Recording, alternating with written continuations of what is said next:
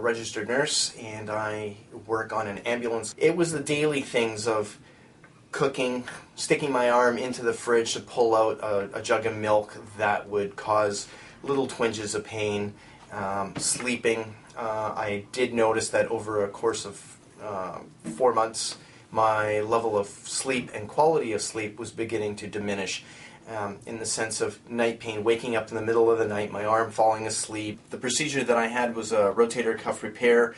I believe it was a near full thickness tear, if I remember the verbiage that Dr. Stone had used, that it was hanging by shreds.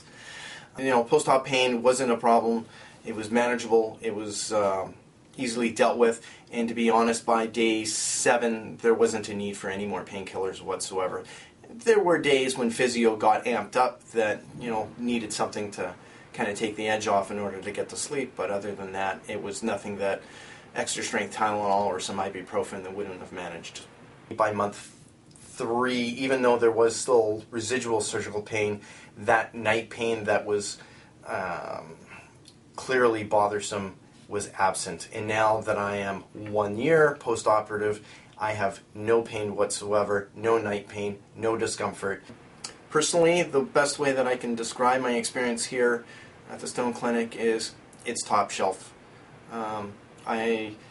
Between the visits with Dr. Stone, the physiotherapy, the financial aspects that need to be dealt with, and the availability of persons that you interact with have all been very positive.